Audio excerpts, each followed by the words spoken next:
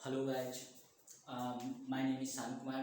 आप लोगों का मेरे यूट्यूब चैनल फिजिक्स मैजिक पे स्वागत है। इसमें मैं क्या करने वाला हूँ, उसमें मैं आपको सबसे पहले बता देता हूँ मैं क्या करने वाला हूँ। इसमें मैं सबसे पहले आपको फिजिक्स पढ़ाऊँगा, ठीक है। तो इसमें अपन क्लास 9 का फिजिक्स देखेंगे, अपन क्लास 10th का फिजिक्स देखेंगे, 11th का देखेंगे, 12th का देखेंगे, 9th का। 9th से इसलिए स्टार्ट कर रहे हैं क्योंकि देखो 9th का क्या होता है, 9th का जो टॉपिक है सारे के सारे 11th में है।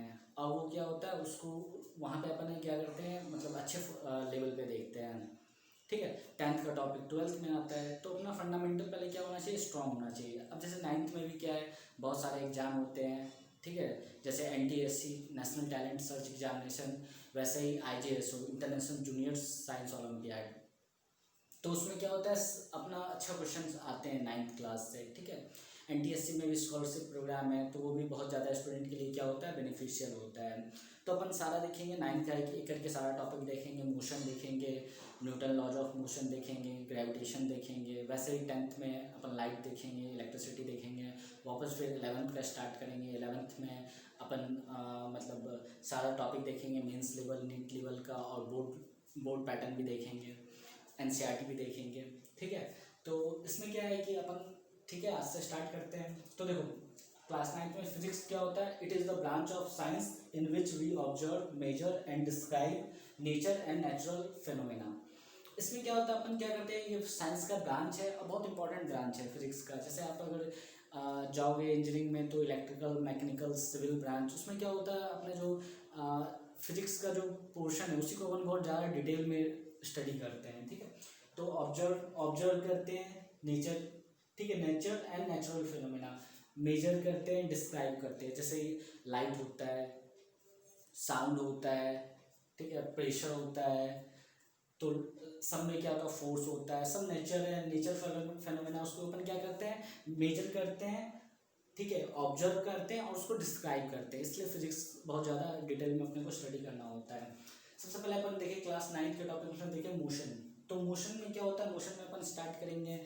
तो उससे पहले क्या है कि अपने को mathematics is the language of physics. तो इसका मतलब क्या है कि अपने को ना हल्का मैथ्स आना चाहिए, कि जिससे अपना काम चल जाए, ठीक है। तो अपन बेसिक मैथमेटिक्स उसमें देखेंगे। तो सबसे पहले उसमें देखेंगे क्या, ट्रिग्नोमेट्रिक रेशियो क्या होता है, ठीक है। मैथ्स का पोर्शन 10th क्लास में बताया जाएगा, मैं अभी बस हल्का सा मतलब ओवरव्यू दे रहा हूँ। The ratio of sides of a triangle और कॉल्ड ट्रिग्नोमेट्रिक रेशियो। ट्राइंगल में जो साइड्स का रेशियो होता है, ठीक है, ट्राइंगल में जो साइड्स का रेशियो होता है उसी को ट्रिग्नोमेट्रिक रेशियो कहते हैं। 3 कॉमन ट्रिग्नोमेट्रिक रेशियो होते हैं, ठीक है। एक होता है साइन, कोसाइन, कॉस जिसको कहते हैं, और टेंजेंट, टैन। तो उसको अपन फिर देखते हैं कि साइन, कोसाइन, टैन एक करके अपन देखते हैं होता है क्या ट्रिग्नोमेट्रिक रेशियो, ठीक है। तो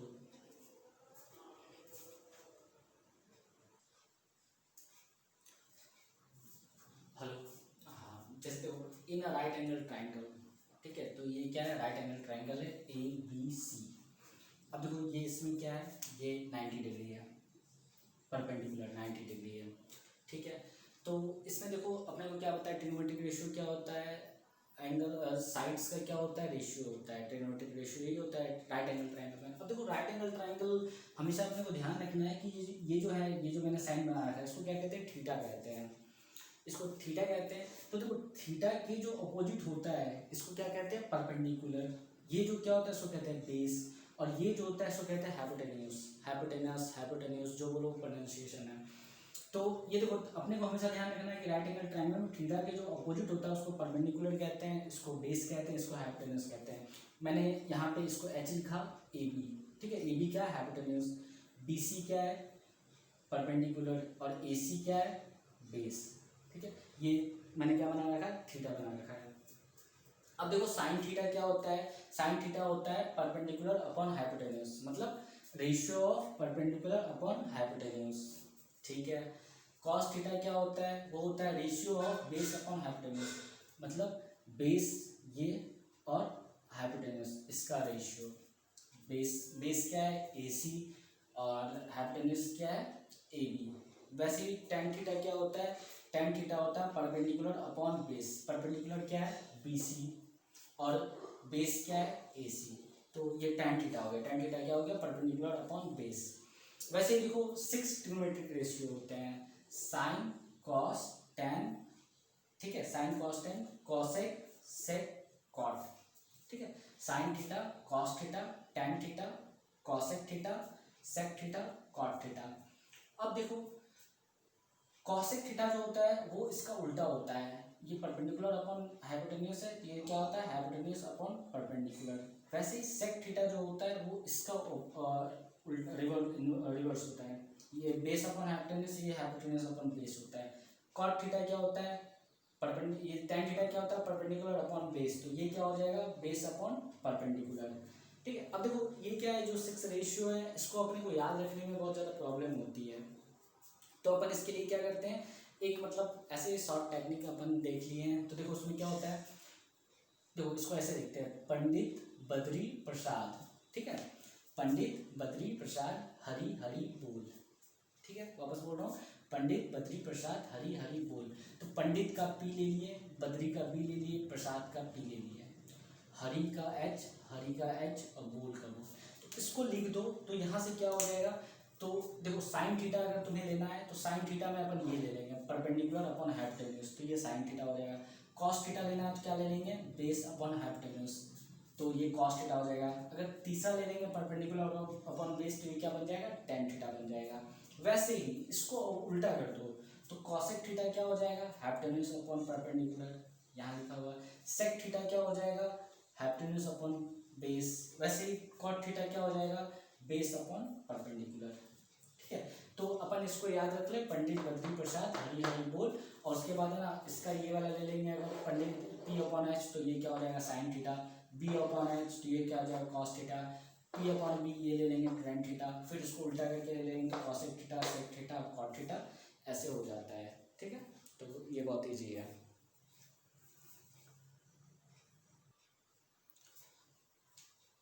अब देखें अगर तो साइन 0 डिग्री अपने को ना कुछ एंगल्स के देखने होते हैं, एंगल मतलब उसके साइन 0 डिग्री कितना होता है, साइन 30 डिग्री कितना होता है, साइन 45 डिग्री कितना होता है, साइन 60 कितना होता है, साइन 90 कितना होता है, ये अपने को याद करना है। 9th में भी तुम्हारे सिलेबस में तो है नहीं, वो क्या होगा वो आएगा 10th में CBSE में, ठीक है। 11th में तो ट्रिग्नोमेट्रिक मतलब मैथ्स में पूरा डिटेल में देखते ही हैं, तो अपने को बस याद रख लेना अभी क्या कि साइन 0 डिग्री 0 होता है, साइन 30 डिग्री 1/2 होता है, साइन 45 डिग्री 1/2 होता है, साइन 60 डिग्री √3/2 होता है, साइन 90 डिग्री 1 होता है। वैसे ही कॉस 0 डिग्री कितना होता है 1 होता है, cos 30 degree √3/2, cos 45 degree 1/2, cos 60 degree 1/2, cos 90 degree 0, ठीक है। अगर तुमसे पूछा जाए कॉस 90 क्या होता है तो तुम्हें 0 याद रखना है, तुम्हें बोलना है कॉस 45 कितना होता है तो 1/2 बोलना है। वैसे tan theta tan 0 degree 0, ten 30 degree 1/√3, ten 45 degree 1, ten 60 degree √3 होता है, और टेन 90 नॉट डिफाइन, एनडी क्या है यहाँ पे नॉट डिफाइन है, ठीक है। अब देखो इसमें मैं तुम्हें याद करने के लिए थोड़ा सा ट्रिक बता दूं, तो तुमको इसमें क्या है कि ये वाला तुम्हें याद रखना है 0 1/2 1/√2 √3/2 1, ये तुम्हें याद रखना पड़ेगा 0 1/2 1/√2 √3/2 1। अब इसका क्या है कि इसको उल्टा लिख दो, मतलब यहाँ 1 लिखो, यहाँ √3/2 लिखो, यहाँ 1/2 लिखो, यहाँ 1/2 को इधर लिख दो, 0 को इधर लिख दो, ठीक है। तो ये अपना कॉस थीटा हो जाता है, ठीक है। एंगल में याद रखना 0 30 डिग्री 45 डिग्री 60 डिग्री 90 डिग्री, ठीक है। और इस दोनों को डिवाइड कर दो, इस दोनों को डिवाइड कर दो, 0/1 कितना हो जाएगा 0, 1/2 और √3/2 कितना हो जाएगा 1/√3। वैसे इस दोनों को डिवाइड करोगे तो क्या हो जाएगा 1 हो जाएगा, √3/2 और 1/2 क्या हो जाएगा √3 हो जाएगा, और 1/0। अब देखो डिनोमिनेटर में अगर 0 होता है तो वो नॉट डिफाइंड होता है, तुम कैलकुलेटर पे भी करके देखोगे 1/0 तो नॉट डिफाइंड बताएगा, ठीक है, बोलेगा सिंटैक्स एरर है, मतलब एरर है मतलब बोलेगा, तो ये अपने को ध्यान रखना। अब देखो क्वाड्रेंट क्या होता है, जैसे मान लो ये बनाया मैंने एक्स एक्सिस वाई एक्सिस, तो इसको कहते हैं फर्स्ट क्वाड्रेंट, इसको कहते हैं सेकंड क्वाड्रेंट, इसको कहते हैं थर्ड क्वाड्रेंट, इसको कहते हैं फोर्थ क्वाड्रेंट, कहीं कहीं यूज आएगा इसलिए मैं बता रहा हूँ, first quadrant second quadrant third quadrant fourth quadrant. वैसे ही देखो कुछ एंगल्स तुम्हें याद रखना, साइन 37 डिग्री 3/5 होता है, याद रखना है अभी, ठीक है, मैथ्स में डिटेल में बताएंगे मैथ्स वाले sir. Sine 53 degree 4/5, cos 37 degree 4/5, cos 53 degree 3/5। अब देखो इसमें क्या है, ये जो साइन 37 का जो वैल्यू है वही कॉस 53 का वैल्यू है, जो साइन 53 का जो वैल्यू है वही कॉस 37 का वैल्यू है। ये इसमें सिमिलरिटी 3 नीचे 5 सब में 3 4, ठीक है, ये चीज़ होता है। तो इसके बारे में भी अपन और देखेंगे, इसको अपन यूज लेंगे, ठीक है, तो इसको अपने को याद रखना है।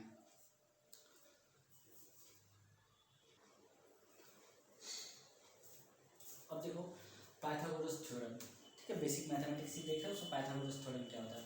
इन राइट एंगल ट्राइंगल, हमेशा क्या रखना है ध्यान इसमें कि हमेशा राइट एंगल ट्राइंगल ही होना चाहिए, ठीक है, इसी में पाइथागोरस थ्योरम लगता है। अगर राइट एंगल ट्राइंगल नहीं होगा तो पाइथागोरस थ्योरम नहीं लगेगा, ठीक है।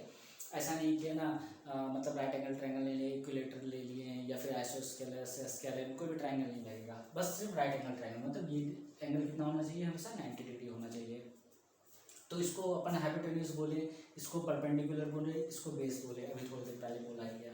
तो देखो एच हाइपोटेन्यूज, बी पर बेस, बी परपेंडिकुलर। तो देखो पाइथागोरस थ्योरम क्या होता है, हाइपोटेन्यूज का स्क्वायर जो होता है इक्वल टू परपेंडिकुलर का स्क्वायर प्लस बेस का स्क्वायर, मतलब हाइपोटेन्यूज का स्क्वायर रख कर दो इक्वल टू परपेंडिकुलर का स्क्वायर प्लस बेस का स्क्वायर करोगे तो दोनों साइड बराबर आ जाएगा, ठीक है।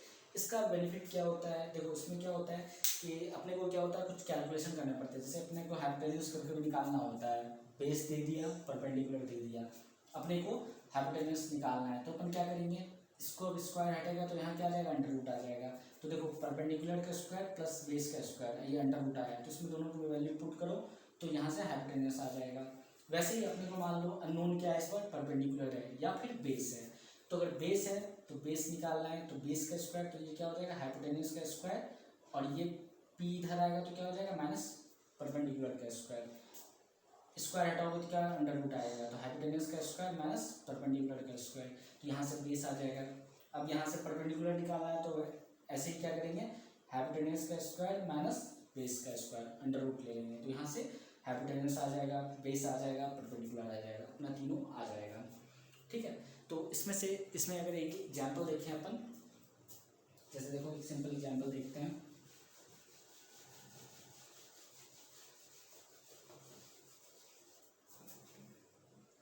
एक एग्जाम्पल देखो,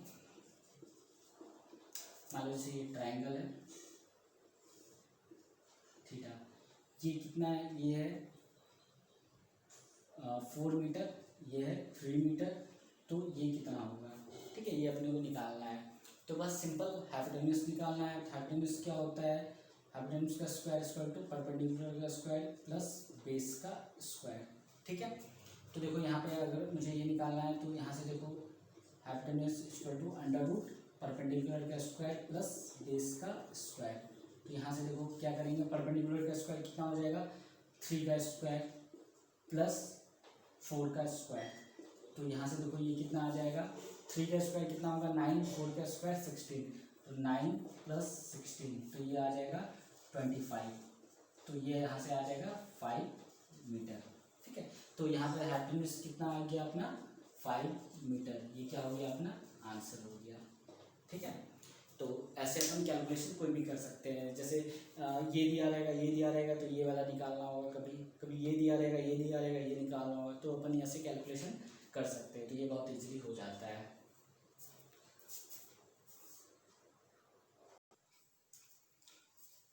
अब देखो मोशन में वापस से आ जाता है, बेसिक मैथमेटिक्स अपना एंड हो गया। अब देखते हैं मोशन में तो रेस्ट क्या होता है। रेस्ट देखो क्या होता है, object is said to be rest if it does not change its position with respect to, WRT क्या होता है, with respect to surroundings with time, time के साथ चेंज ना करे, उसको क्या कहते हैं, रेस्ट कहते हैं, ठीक है। मैं इसको समझाऊंगा अभी। मोशन क्या होता है, a body is said to be in motion if its position changes continuously with respect to the surroundings और with respect to an observer with time, ठीक है, जैसा a car moving on road ETC। अब देखो rest और motion क्या है कि ना उसको समझना बहुत इंपॉर्टेंट है, ठीक है। रेस्ट क्या होता है, जैसे मान लो क्लास में स्टूडेंट मतलब टीचर खड़ा है, ठीक है, और स्टूडेंट बैठे हैं, तो देखो स्टूडेंट जब टीचर को देखेगा तो वो क्या समझेगा, टीचर रेस्ट में वो खड़ा है सर, और जब टीचर देखेगा स्टूडेंट को वो भी क्या दिखेगा, रेस्ट पे दिखेगा। ठीक है, तो वो क्या हो गया, रेस्ट हो गया। जैसे चेयर, ठीक है, जैसे ये बोर्ड है, ठीक है, बोर्ड ये क्या रेस्ट पे है, जब मैं खड़े होकर देख रहा हूँ तो ये रेस्ट पे दिख रहा है। तो बुक वो क्या है, रेस्ट पे है। अब देखो मोशन क्या होता है, जैसे मान लो मैं अब घर के बाहर खिड़की पे देख रहा हूँ, विंडो से देख रहा हूँ, बस जा रहा है, ये ट्रेन जा रहा है, ये कोई पर्सन जा रहा है, तो वो क्या है, मोशन में है। ठीक है, अब लेकिन देखो इसमें क्या होता है, जैसे मान लो कि कोई आदमी, कोई पर्सन है ट्रेन पे, ठीक है, ट्रेन पे वो मूव कर रहा है, तो अगर मान लो ट्रेन पे वो मूव कर रहा है, तो अगर वो प्लेटफॉर्म पे जो पर्सन को दिखेगा तो उसको क्या लगेगा, वो पीछे जाता हुआ दिखेगा। तो जो प्लेटफॉर्म पे जो पर्सन है वो पीछे जाता हुआ दिखेगा। वैसे ही जो प्लेटफॉर्म पे खड़े होकर पर्सन को देख रहा है ट्रेन पे, वो उसको मोशन में दिखेगा। ठीक है, मतलब अपने को समझना है कि जैसे मान लो पर्सन है, ठीक है, एक पर्सन है, पर्सन ए वो प्लेटफॉर्म पे है, और दो पर्सन बी और सी क्या है, ट्रेन में बैठा है। अब पहले ट्रेन रेस्ट में है, तो क्या है, पर्सन बी और सी दोनों क्या है, रेस्ट में है। पर्सन ए भी क्या है, रेस्ट में है, क्योंकि ट्रेन नहीं चल रहा है। अब क्या हुआ, ट्रेन स्टार्ट हुआ, तो पर्सन ए के लिए बी और सी क्या हो गया, मोशन में हो गया, क्योंकि ट्रेन क्या हो गया, स्टार्ट हो गया। अब देखो बी और सी बैठा हुआ है ट्रेन में, तो वो दोनों आपस में क्या है, वो दोनों आपस में रेस्ट में है। ठीक है, लेकिन वो दोनों जब बाहर दिखेंगे तो उसको एक क्या लगेगा, मोशन में लगेगा। तो देखो इसमें क्या होता है कि ये एक इम्पॉर्टेंट पॉइंट है, rest and motion are relative terms. Relative मतलब there is nothing like absolute rest और मोशन, मतलब कुछ भी रेस्ट और मोशन नहीं है। जैसे मान लो दो ट्रेन है पैरेलल ट्रैक पे, दोनों 60 किलोमीटर पर आवर से दोनों मूव कर रहा है। दो ट्रैक पैरेलल में, दोनों 60 किलोमीटर, जैसे मान लो ये दो ट्रैक है, इस पे भी एक ट्रेन मूव कर रहा है 60 किलोमीटर पर आवर से, इस पे भी मूव कर रहा है 60 किलोमीटर पर आवर से, दोनों ट्रैक पे। अब देखो इस दोनों ट्रेन पे जो पर्सन बैठे रहेंगे, दोनों को एक दूसरा क्या दिखेगा, रेस्ट पे दिखेगा। मतलब इस पर जो पर्सन है बैठा उसको ये रेस्ट पे दिखेगा, इसमें जो पर्सन बैठा हुआ है उसके लिए ये रेस्ट पे रहेगा। ठीक है, तो दोनों एक दूसरे के रिस्पेक्ट में क्या, रेस्ट में है। लेकिन अगर कोई पर्सन बाहर में है, ठीक है, कोई पर्सन बाहर में खड़े होकर के इसको देख रहा है, इस दोनों को, तो इसके लिए क्या है, दोनों मोशन में है, लेकिन आपस में ये दोनों क्या है, रेस्ट में है। वही फिर अगर मैं इसका स्पीड कर दूं 100 किलोमीटर पर आवर, तो आपस में फिर दोनों मोशन में हो जाएंगे। अब जैसे मान लो मैं खड़ा हूँ, मैं रेस्ट में हूँ, ठीक है, एक और पर्सन मेरे बगल में खड़ा है, वो भी रेस्ट में है, हम दोनों रेस्ट में हैं। अब क्या है, अगर मान लो कोई पर्सन क्या है कि जाता है, क्या ना, स्पेस में चला जाता है, तो स्पेस में अर्थ क्या है, रोटेट कर रहा है और रिवॉल्व कर रहा है, दोनों कर रहा है, रोटेट भी कर रहा है अपने एक्सेस पे, रिवॉल्यूशन भी कर रहा है सन के अराउंड। तो स्पेस से जाके देखेगा तो मैं तो रेस्ट में होगी, ठीक है, लेकिन स्पेस से जाके मुझे देखेगा तो मैं क्या दिखने लगूंगा, मैं उसे मोशन में लगूंगा। ठीक है, तो ये ऑब्जर्वर पर डिपेंड करता है कि क्या चीज़ रेस्ट में है, क्या चीज़ मोशन में है। ठीक है, तो इसमें ये चीज़ ध्यान रखना है। अब जैसे मान लो ये अपना सोलर सिस्टम है, ठीक है, गैलेक्सी है, मिल्की वे गैलेक्सी है। अब अगर मान लो ये अपने को पता है कि पूरा स्पेस क्या और एक्सपेंड कर रहा है या मूव कर रहा है, तो अब इसमें क्या होगा, अगर कोई दूसरे गैलेक्सी से, एंड्रोमेडा गैलेक्सी या कोई अदर गैलेक्सी से देखेगा तो उसको क्या मोशन में दिखेगा। ठीक है, तो ये इसलिए क्या बोला जाता है कि रेस्ट और मोशन क्या है, रिलेटिव टर्म है। इसमें क्या होता है, ऑब्जर्वर को डिफाइन करना बहुत जरूरी होता है, ऑब्जर्वर कहाँ पर है। ठीक, उसके रिस्पेक्ट में अपन देखते हैं क्या चीज़ रेस्ट में, क्या चीज़ मोशन में है। जैसे इस वाले एग्जांपल में ही बताया, दोनों अगर मान लो सेम स्पीड से मूव कर रहे हैं, जैसे दो ट्रेन ही जा रहा है, दोनों सेम स्पीड पे है, ठीक है, तो अपन एक ट्रेन से दूसरी ट्रेन चले जाएंगे, मान लो डिस्टेंस बहुत, गैप बहुत कम रहता है, तो कोई फर्क नहीं पड़ता है। लेकिन अगर एक पर्सन बाहर है ट्रेन के प्लेटफॉर्म पे या बाहर है, वो उसके लिए ट्रेन मोशन में रहेगा। तो ये जो रेस्ट और मोशन क्या है, रिलेटिव टर्म्स है। ठीक है, तो इसको ध्यान रखना है। बहुत सारे ऐसे एग्जाम्पल हैं, उसमें क्या होता है, एक रिलेटिव मोशन ही है। जब 11th में जाएंगे तो काइनेमेटिक्स में एक चैप्टर होता है, उसमें रिलेटिव मोशन अपने को देखना होता है, उसको भी अपन देखेंगे डिटेल में। ठीक है, तो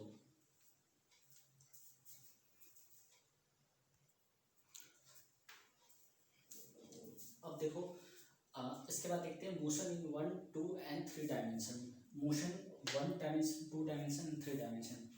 3D motion, 1D motion, 2D motion, ऐसे भी बोल सकते हैं। डेली बोलचाल के लैंग्वेज में भी अपन देख सकते हैं।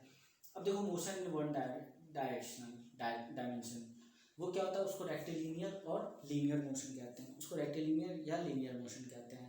जो कि एक सिर्फ एक डायरेक्शन में चलता है, ठीक है। जैसे देखो मोशन और train along straight railway track, इसको क्या कहते हैं, motion in 1D। An object falling freely under gravity, मतलब जैसे इस मार्कर को मैं रिलीज करूँ तो ये बिल्कुल स्ट्रेट नीचे जाएगा, तो ये क्या हो गया, मोशन इन 1D हो गया। अब जैसे मान लो कि इस बोर्ड पे मैं ऐसे स्ट्रेट लाइन ड्रॉ करूँ तो ये भी वन मोशन में हो गया, ठीक है।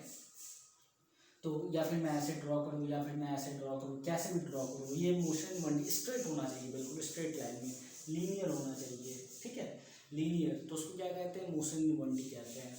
मोशन इन 2D क्या होता है, motion of queen on carrom board. जैसे एग्जाम्पल से अपन समझते हैं, क्वीन पे जैसे अपन हिट करते हैं, कैरम बोर्ड खेलते हैं उस पर हिट करते हैं क्वीन को, तो उसमें क्या होता है कि क्वीन का जो मोशन होता है कैरम बोर्ड पे, वो क्या होता है, किधर भी चला जाता है, ठीक है, मतलब इधर गया इधर गया इधर गया, किधर भी चला गया, वो स्ट्रेट लाइन में नहीं जाता है। तो उसको क्या कहते हैं अपन, मोशन इन 2D कहते हैं, 2 डायमेंशन, ठीक है। मतलब वो किधर भी जाएगा कैरम बोर्ड है उसमें, कैरम कोई। वैसे ही एन इंसेक्ट, यहाँ पे क्या होगा, एन इंसेक्ट होगा, ठीक है।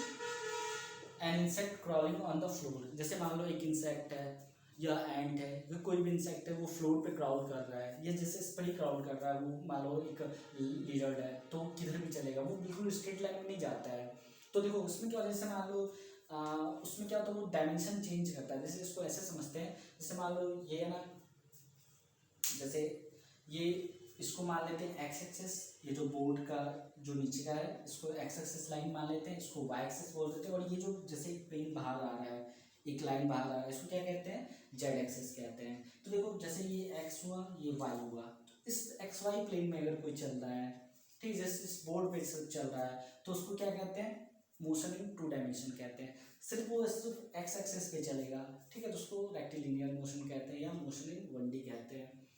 तो अब जैसे देखो, अ car moving along a zigzag path on a level road, मान लो प्लेन रोड है, ठीक है, और उस पर कार कैसे भी जा रहा है, ठीक है, जैसे इधर उधर कैसे भी जा रहा है, तो उसको क्या कहते हैं अपन, उसको कहते हैं अपन मोशन इन 2D, 2 डायमेंशन में जा रहा है, मतलब वो स्ट्रेट नहीं जा रहा है, कभी इधर जाता है, ऐसे जाता है, कैसे जाता है, कैसे भी जाए, उसको क्या कहते हैं, मोशन इन 2D कहते हैं। मोशन इन 3D, ठीक है, 3 डायमेंशन में जो मोशन होता है। अब जैसे मान लो कि random motion of a gas molecule, अब जैसे गैस मॉलिक्यूल में पता है एयर में बहुत सारे गैस मॉलिक्यूल्स होते हैं, हाइड्रोजन, हीलियम, जेनन, आर्गन, बहुत सारे होते हैं, ठीक है, अपने उसको केमिस्ट्री पार्ट में नहीं जाएंगे। तो random motion of gas molecule, अब गैस का जो मॉलिक्यूल होता है उसका जो मोशन होता है वो रैंडम होता है, मतलब इधर इधर किधर भी जा सकता है, वो स्ट्रेट लाइन में बिल्कुल ऐसा नहीं ट्रैवल करेगा, या एक प्लेन में नहीं ट्रैवल करेगा, 2 डायमेंशन मोशन नहीं, वो 3 डायमेंशन मोशन करता है। वैसे ही motion of an aeroplane, aeroplane जैसे मूव करता है तो लैंड किया या टेक ऑफ किया, कैसे भी मूव करता है स्पेस में, ठीक है, या स्पेस क्राफ्ट का मोशन कैसे भी मूव करता रहता है, तो वो जरूरी नहीं है कि ना 1 डायमेंशन या 2 डायमेंशन हो, वो 3 डायमेंशन में चेंज करता है। जैसे मान लो मैं स्ट्रेट जा रहा हूँ, अब जैसे मैंने ऐसे लिखा कुछ भी, तो ये क्या हुआ, रेक्टिलिनियर मोशन हुआ, लेकिन अब मैं ऐसे कैसे कुछ भी लिख देता हूँ, तो ये क्या हो गया, 2 डायमेंशन हो गया, ठीक है। कोऑर्डिनेट ज्योमेट्री में भी और बताया जाएगा अच्छे से कैसे कैसे कोऑर्डिनेट्स क्या क्या होते हैं। अब जैसे मान लो मैं ऐसे लिखता लिखता बाहर लिखने लगूँ ऐसे, तो ये 3 डायमेंशन हो गया। तो ये मोशन ही 1 डायमेंशन, 2 डायमेंशन और 3 डायमेंशन इम्पॉर्टेंट होता है।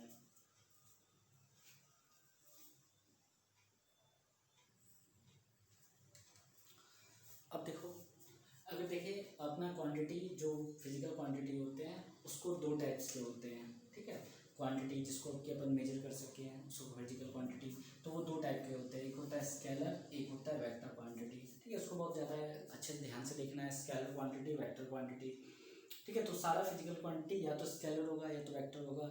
आगे क्लास में अपन देखेंगे टेंसर क्वांटिटी भी होता है, पर वो अपने सिलेबस में नहीं है, ठीक है। स्केलर क्वांटिटी या वेक्टर क्वांटिटी, अब देखो स्केलर क्वांटिटी वेक्टर क्वांटिटी में फिजिकल मतलब फिजिकल सिग्निफिकेंस क्या है। देखो स्केलर क्वांटिटी ऐसी क्वांटिटी होती है जिसका सिर्फ मैग्नीट्यूड होता है। मैग्नीट्यूड मतलब जैसे मान लो 5 kg बोलते हैं तो 5 क्या होगा, मैग्नीट्यूड हो गया। 2 मीटर बोले तो 2 क्या हो गया, यहाँ मैग्नीट्यूड हो गया।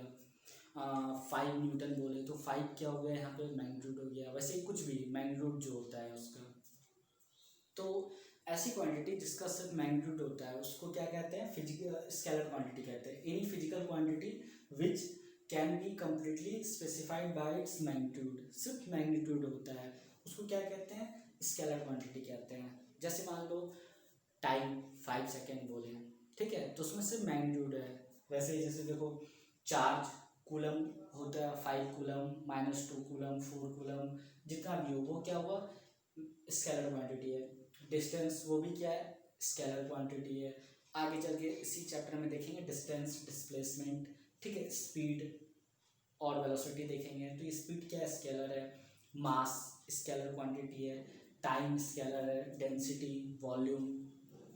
अब देखो इसमें और देखिए वेक्टर क्वांटिटी क्या होता है, the quantity which can be determined by its magnitude and direction and can also be added or subtracted by vector algebra. मतलब ऐसी क्वांटिटी जिसमें क्या होना चाहिए, मैग्नीट्यूड होना चाहिए और डायरेक्शन भी होना चाहिए, और क्या होना चाहिए, वेक्टर अलजेब्रा को फॉलो करना चाहिए। वेक्टर एडिशन, सबट्रैक्शन, वो भी अपन है ना हायर क्लास में देखेंगे, 11th में पहला चैप्टर में ये वेक्टर कैलकुलेशन बताया जाएगा, ठीक है।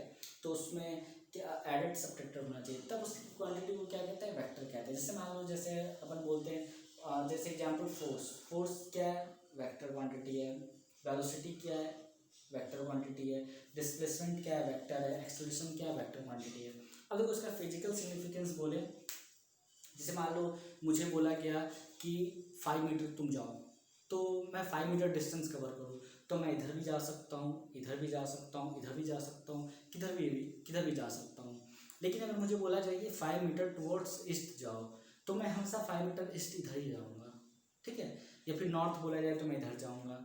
तो उसमें क्या होता है, जब एक स्पेसिफिक डायरेक्शन आ गया तो उसको क्या कहते हैं, वेक्टर क्वांटिटी कहते हैं। जैसे बोला जाए क्या कि 60 किलोमीटर पर आवर से तुम ट्रैवल करो, ठीक है, तो मैं 60 किलोमीटर पर आवर से किधर भी ट्रैवल कर सकता हूँ। लेकिन अगर बोला जाए कि 60 किलोमीटर पर आवर से एक पर्टिकुलर डायरेक्शन में ट्रैवल करो, नॉर्थ या टुवर्ड्स साउथ या टुवर्ड्स ईस्ट, तब क्या हो जाता है, वो हो जाता है वेक्टर क्वांटिटी। जहाँ डायरेक्शन स्पेसिफाई करना पड़ता है उसको क्या कहते हैं, वेक्टर क्वांटिटी कहते हैं। जहाँ डायरेक्शन नहीं है, जैसे मान लो इस रूम का टेम्परेचर है कितना भी है, अब इधर जाओ कहीं पर जाओ, उसमें कोई पर्टिकुलर डायरेक्शन में टेम्परेचर नहीं है, हर जगह मतलब यहाँ पे क्या है, टेम्परेचर सेम है। तो अब जैसे टाइम है, टाइम में अब डायरेक्शन क्या बताओगे कि है ना, नॉर्थ में 5 सेकेंड हुआ, तो जैसे मान लो टाइम अभी कुछ भी हो रहा है, तो नॉर्थ में अलग टाइम होगा, साउथ में अलग होगा, ऐसा नहीं होता, ठीक है। तो इसमें होता है। तो अब देखो जैसे डिस्टेंस बता दिया, स्केलर होता है। स्पीड क्या होता है, स्पीड भी स्केलर बता दिया। वेलोसिटी में क्या होता है, जैसे बोलेंगे 5 kilometre per hour towards east, ठीक है, तो वो वेक्टर क्वांटिटी हो जाता है। वैसे ही फोर्स क्या होता है, वेक्टर क्वांटिटी है, तो यहाँ डायरेक्शन मैटर करता है, ठीक है। एक्सेलरेशन वेक्टर क्वांटिटी है, बहुत ज़्यादा डिटेल में अपन देखेंगे आगे इस चैप्टर में। अब देखो फोर्स के बारे में देखें अगर, तो जैसे मान लो जो डोर होता है, तो उसको अगर अपन को ओपन करना होता है, खोलना होता है, जैसे मान लो इसको मुझे इसका कैप को ओपन करना है, तो कैप में मैं अगर इधर फोर्स लगाऊंगा, पुल करूंगा, तो ये खुल जाएगा। लेकिन अगर मैं इधर फोर्स इसमें लगाता हूँ तो ये नहीं ओपन होगा। तो यहाँ पे क्या है, एक पर्टिकुलर डायरेक्शन नीडेड है, जरूरी है, तभी ये खुलेगा। इसलिए क्या होता है, जब डायरेक्शन मैटर करने लगता है तो उसको क्या कहते हैं, वेक्टर क्वांटिटी कहते हैं। अब और हायर स्टैंडर्ड में क्या होता है, उस जो क्वांटिटी है उसको वेक्टर लॉ भी फॉलो करना चाहिए, वेक्टर अलजेब्रा का, ठीक है। या तो सब्ट्रैक्शन, एडिशन और सब्ट्रैक्शन वो फॉलो करना चाहिए, तभी वो क्वांटिटी क्या कहती है, वेक्टर क्वांटिटी कहलाती है। तो फिजिकल क्वांटिटी क्या होता है, physical quantity, quantities of physics, ठीक है, 2 टाइप में डिवाइड हो गया, एक स्केलर एक वेक्टर, ये अपने को ध्यान रखना है। आप लोग चाहे तो स्क्रीन को पॉज करके स्क्रीनशॉट ले करके नोट्स देख सकते हैं।